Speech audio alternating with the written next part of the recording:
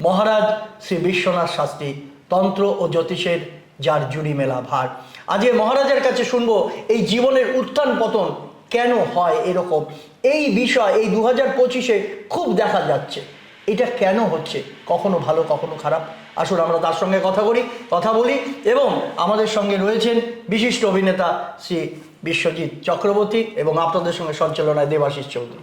মহারাজ নমস্কার, প্রত্যেককে জানাই আন্তরিক প্রীতি শুভেচ্ছা অভিনন্দন। বড়দের জানাই সশস্ত্র প্রণাম, সহস্র কোটি কোটি প্রণাম। ছোটদের জানাই প্রাণ ভরা ভালোবাসা। প্রতিমার মাকে প্রণাম জানাই যে শিবু মা 10 মাস 10 দিন গর্ভ ধারণ করে পৃথিবীর আলোক এনেছেন। প্রণাম জানাই আমি পৃথ্বীদেবকে, প্রণাম জানাই যিনি আমাকে সপ্ত কৌল অভিষিক্ত করেছেন, রাজ্য অভিষিক্ত, পূর্ণা অভিষিক্ত, কৌল অভিষিক্ত, সাত্তা অভিষিক্ত, রুদ্র অভিষিক্ত, মহারুদ্র অভিষিক্ত, সিঞ্চন ক্রিয়া বিধি দ্বারা ক্রমে ক্রমে সম্পন্ন করে জ্যোতিষ এবং তন্ত্র জগতে আনয়ন করেছেন গুরুদেবকে প্রণাম জানাই যার আদর্শে অনুপ্রাণিত পরম প্রেমময় দেবতা ঠাকুর শ্রী শ্রী রামকৃষ্ণকে প্রণাম জানাই, বিশ্বজননী মা শারদা মাকে প্রণাম জানাই। ছোট থেকে যেখানে আমার যাওয়া, আমার মনমন্দিরে, আমার অন্তর আত্মাস্থলে গৃহ মন্দিরে তারাময় রাতুল চরণে শত সহস্র কোটি কোটি প্রণাম জানাই। অসাধারণ অসাধারণ। দর্শক বন্ধু, আপনারা দেখছেন আমাদের ভাগ্য সারথী অনুষ্ঠান, আর আমাদের সঙ্গে এই মুহূর্তে মহারাজ শ্রী বিশ্বনাথ শাস্ত্রী, বহু জ্যোতিষী তন্ত্র এবং মাতৃ সাধনায় যিনি ভারতবর্ষের বিভিন্ন প্রান্তে যার দৃষ্টান্ত রেখেছেন। আমাদের সঙ্গে রয়েছেন শ্রী বিশ্বনাথ শাস্ত্রী এবং সঙ্গে রয়েছেন বিশ্বজিৎ চক্রবর্তী, বিশিষ্ট অভিনেতা। মানুষ ওনার কাছে এসে উপকৃত হয়েছেন বলেই, মানুষ ওনার কাছে এসে মনের প্রশান্তি পেয়েছেন বলেই একদম উনি এতগুলো বছর ধরে সুনামের সঙ্গে কাজ করে যেতে পারেন। একদম এবং আমি একটা বিষয় নিয়ে আসছি এবং বিষয়টা পরে আসছি। আমি একটু বিষয় নিয়ে, সেটা হচ্ছে যে বিশেষ করে দেখা যাচ্ছে ইদানিংকালে একটা মানুষের মানে অস্থিরময় জীবন, এই ভালো এই খারাপ, এই ভালো কিছু হচ্ছে চলছে, বেশি দিন চলছে না, আবার জীবনে চলে আসছে ভাটা। শাস্ত্রীজি এরকম কেন হচ্ছে, প্ল্যানেটারি পজিশনের কি বিষয়, এটা একটু বলবেন? প্রথমে বলি, এগুলো হচ্ছে গ্রহ সন্নিবেশ। আচ্ছা, একটা মহাপ্রলয় শুরু, শুক্রের রাজকীয় চালে গোল্ডেন টাইম 5টি রাশি। রাশি কটা? 12টা রাশি। 12টা রাশির মধ্যে 5টা রাশি কিন্তু গোল্ডেন টাইম। আপনি ভাবছেন তাই তো আমার ধনু রাশি, আপনি ভাবছেন আমার তুলা রাশি, কেউ ভাবছেন আমার কন্যা রাশি, কেউ ভাবছেন আমার মকর রাশি। এটা সাসপেন্সে রাখলাম, কিন্তু 5টি রাশি তো আমি আজ বলবোই। এই মহাপ্রলয় শুরু হচ্ছে শুক্রের রাজকীয় চালে গোল্ডেন টাইম 5 রাশির মিলিয়ে নেবেন। বিশ্বনাথ শাস্ত্রী বলছে, দরকার লিখে নেন। প্রথমেই আসছি 2025 সালের শুরু থেকেই গ্রহ পরিবর্তনের একটা বিরাট খেলা দেখা যাচ্ছে। শুরু থেকেই, যেমন 29শে মার্চ শনি গোচর চেঞ্জ করল, মেষ রাশিতে প্রবেশ করল। তাহলে মেষে শনির শাসাদের প্রভাব, কুম্ভে শনির শাসাদের প্রভাব এবং মকরে শনির শাসাদের প্রভাব তদানীভূত। সিংহ রাশি সিংহ লগ্ন যাদের, ধনু রাশি ধনু লগ্ন যাদের, তাদের কিন্তু ধাইয়া চলছে, একটা খেলা চলছে কিন্তু এই শুরু থেকে 7.5। হ্যাঁ, এবং এই খেলাটা এমন ভাবে একটা অশুভ জায়গায় নিয়ে যাচ্ছে যেখানে তো বুঝতেই পারছো কি চলছে, যুদ্ধ। একদম, যুদ্ধটা কি ভালো না? তোমার ক্ষতি আমার ক্ষতি, সবার ক্ষতি। যুদ্ধ নয়, শান্তি চাই আমরা, সব শান্তির প্রতি। বিশেষ আরো বাস্তব চিন্তা ভাবনার লোক, গুণী লোক, একজন চলচ্চিত্র জগতের একদম কিংবদন্তি লোক। ওনার গুণগান আমি করব না। আমার সাথে আর কি অনেক বছরের সম্পর্ক, বাড়ির সম্পর্ক, হৃদয়ের সম্পর্ক, আত্মার সম্পর্ক। আগে মঞ্চে আমরা অনেক যাই, সেদিনে জি বাংলা সারেগামা মঞ্চে আমার সঙ্গে দেখা, অনেক মঞ্চে আমাদের সঙ্গে দেখা হয়, কিন্তু উনিও ব্যস্ত, আমিও ব্যস্ত, উনি শুটিং নিয়ে ব্যস্ত, মায়ের সাধারণ নিয়ে ব্যস্ত, কিন্তু আমরা সমস্যার সমাধানে যেন কোথাও যেন একটা রিলেটিভ তৈরি হয়ে গেছে। আমি তো চাইবো বিশ্বজিৎ সুন্দর আয়ু, আত্মার সঙ্গে সম্পর্ক। উনি একজন জনপ্রিয় অভিনেত্রী। যেমন অভিনেতা অভিনেত্রী আমরা জনপ্রিয় বলি, উনি কিন্তু জনপ্রিয় অভিনেতা। এটা আপনারা জানেন, আপনারা দেখেছেন। বিভিন্ন এখনকার উদীয়মান নায়কদের অনেক বাবার চরিত্রে উনি একদম হিরো। বাবার চরিত্রে হিরো। বাবার চরিত্রে হিরো, দারুণ কথা। অনেক বাবার চরিত্র আমি দেখেছি, উনি কিন্তু হিরো। ওনার সাবলীল অভিনয়, ওনার মধ্যে কোনো মেকি ব্যাপারটা নেই। মানে একজন বাবা তো বাবা, একজন সন্তানের সঙ্গে যেভাবে ব্যবহার করা উচিত। অনেকে তো বলে থাকেন যে দেবের বাবা, হ্যাঁ, অনেক ছবিতে দেবের বাবা হয়েছে, দেবের বাবা। এই যে একটা আখ্যা ইন্ডাস্ট্রি, হ্যাঁ, এটা বিরলতম ঘটনা। একদম, এগুলো প্রশংসনীয়। এটা আমারও গর্ব, একদম একদম আমারও গর্ব। এবং ভালো মানের আমার সঙ্গে আছে, ছিল, থাকবে, যেখানেই দেখা হোক। কেমন আছেন আপনি, কেমন আছেন? না, এবং আমি আছি শুধু নয়, আমি তো একজন উপকারী, মানে আপনার কাছ থেকে উপকার পেয়েছি এমন একজন মানুষ আমি। মানে আমি একজন বেনিফিশিয়ারি। মানে থেকে যাওয়াটা সবটা স্বার্থহীন নয়, খানিকটা স্বার্থেও আছে।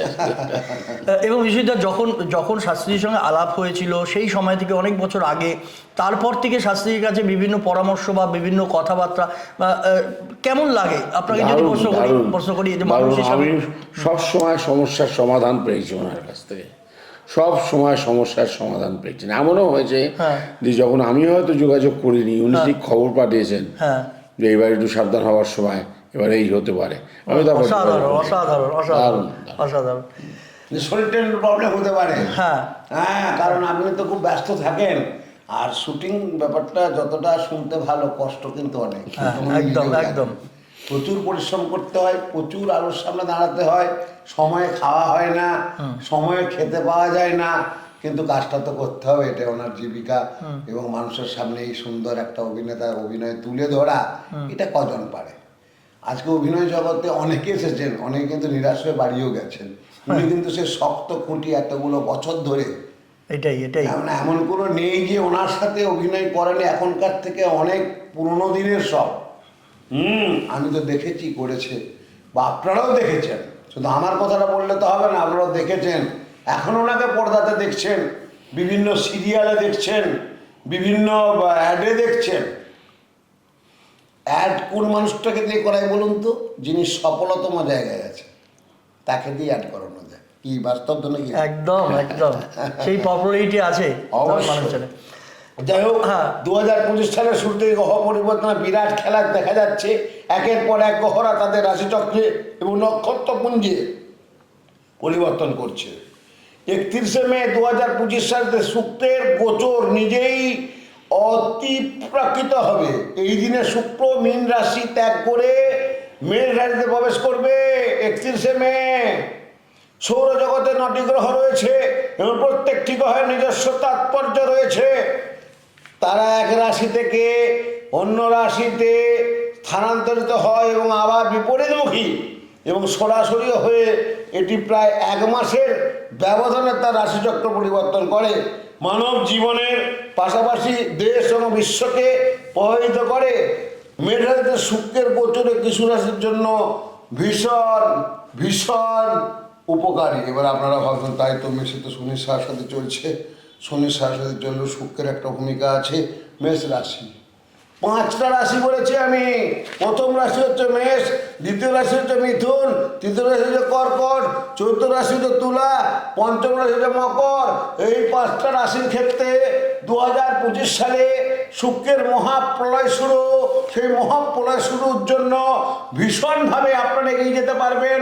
অর্থ পাবেন, মনোবল পাবেন, ব্যবসা পাবেন, চাকরি পাবেন, অর্থ পাবেন। মেষ রাশি, মেষ রাশিতে শুক্রের গোচরে আপনার জন্য উপকারী, শুভ প্রমাণিত হতে চলেছে। প্রেম জীবনে আপনি রোমান্টিক হতে চলেছেন। ভীষণ সারপ্রাইজ, ভীষণভাবে সম্ভাবনা রয়েছে। কেউ কেউ জমি বা যানবাহন কিনতে পারবেন। যারা ভূসম্পত্তি নিয়ে দুপা এগোচ্ছে, দুপা পেসছে, তাদের 2 বছর হচ্ছে না, এই বছরে তাদের জমি, যানবাহন, 2 BHK ফ্ল্যাট হলেও কিনতে পারবেন। আপনি আপনার পরিবারের সদস্যদের সঙ্গেও ভালো সময় কাটাবেন। এটা গেল মেষ রাশি। এবার আসছে মিথুন রাশি। এই মিথুন রাশির ক্ষেত্রে, মিথুন রাশিতে শুক্রের গোচরে মিথুন রাশির জাতকদের যারা প্রেম করছেন, প্রেম ব্রেকআপ হয়ে গেছে, তাদের জন্য আবার সে প্রেম সংঘর্ষিত হচ্ছে এবং ভীষণভাবে সুসংবাদ পেতে চলেছেন।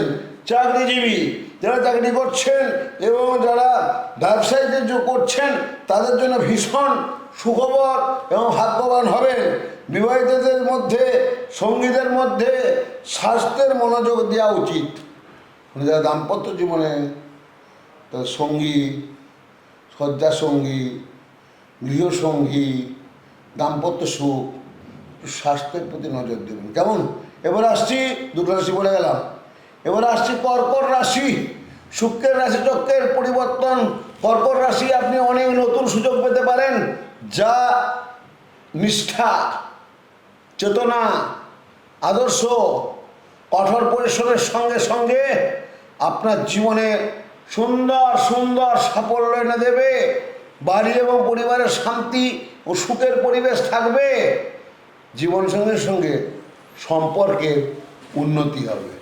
এমন হয়ে গেছে কর্কট রাশির ক্ষেত্রে স্বামী স্ত্রীর মধ্যে সম্পর্কের প্রচুর দূষণ, 2 বছর মুখ দেখাতে কি নেই, এই সালে কিন্তু তাদের একটা সুন্দর সমঝোতা বজায় থাকবে। এবার আসছি তুলা রাশি। মেষ রাশিতে শুক্রের গোচর ও তুলা রাশির জাতকদের জন্য শুভ দিন শুরু হবে। মাসের পর মাস ধরে আটকে থাকা কাজ সুসম্পন্ন হতে পারে। বিবাহযোগ্য ব্যক্তিদের সম্পর্কিত চূড়ান্ত সিদ্ধান্তে উপনীত হবেন এবং বিবাহ হইবে। 4টে রাশি বলে গেলাম, কিন্তু সাসপেন্স কোন রাশি? মকর রাশি। এবার আসছি মকর রাশি। এই শুক্রের রাশিচক্রের পরিবর্তন করবেন। মকর রাশি জাতকদের জন্য লাভের লক্ষণ রয়েছে। পরিবারে অশান্তি বন্ধ হবে, বেকারত্ব দূর হবে। যারা চাকরির আশঙ্কায় ভুগছেন, তাই তো আমার মনে হয় চাকরি হবে না, নিরাশার অন্ধকারে ডুবছেন, তাদের ক্ষেত্রে বলবো বেসরকারি হলেও চাকরি হবে। তাদের ক্ষেত্রে বলবো কর্মসংস্থান হবে। তাদের ক্ষেত্রে বলবো রুজি রোজগার হবে এবং স্বাস্থ্য সংক্রান্ত সমস্যা দূর হবে। সম্পত্তি বৃদ্ধি পাবে। অর্থনৈতিক দিকটি ভীষণভাবে শক্তিশালী হবে। সবাই ভালো থাকুন, সবাই ভালো হবে শুভকামনা করি। আমার অগণিত ভক্ত শিষ্য, তাদের জন্য মঙ্গল কামনা করি। সর্বমঙ্গল হেতবে সর্বকল্যাণ হেতবে পার্বতী প্রিয় বিদ্যায় গণেশায় নমঃ। নমস্কার। নমস্কার। নমস্কার। প্রত্যেককে জানাই আন্তরিক প্রীতি শুভেচ্ছা অভিনন্দন। বড়দের জানাই সশস্ত্র প্রণাম, সহস্র কোটি কোটি প্রণাম। ছোটদের জানাই প্রাণ ভরা ভালোবাসা। প্রতিমার মাকে প্রণাম জানাই, যে শিবু মা 10 মাস 10 দিন গর্ভ ধারণ করে পৃথিবীর আলোক এনেছেন। প্রণাম জানাই আমি পিতৃদেবকে। প্রণাম জানাই যিনি আমাকে সপ্ত কৌলভিষিক্ত করেছেন।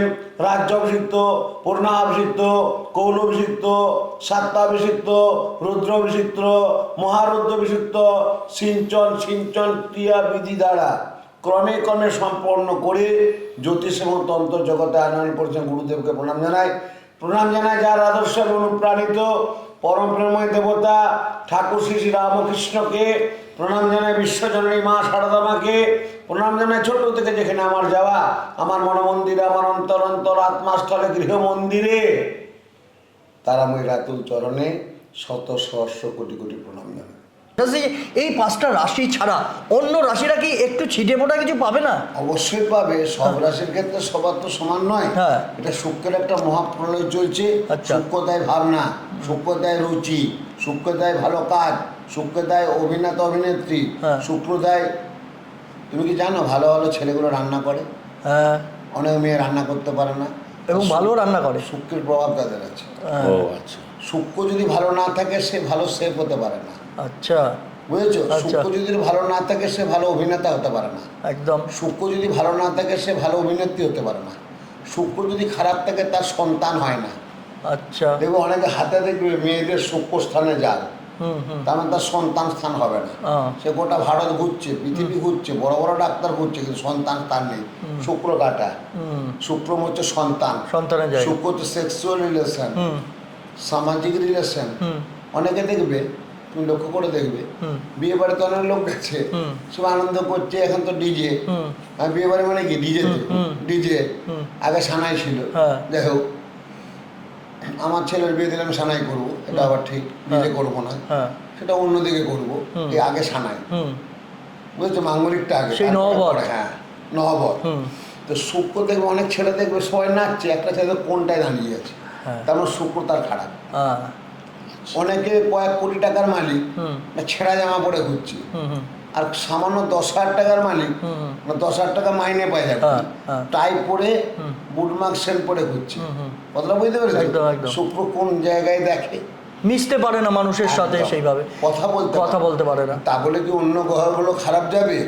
শুক্রের একটা 2025 সালে বিরাট প্রভাব পাচ্ছি সেই 5টা রাশির ক্ষেত্রে, তাতে 12 রাশি বলতে পারতাম, 5টা রাশির ক্ষেত্রে ভীষণ শুভ।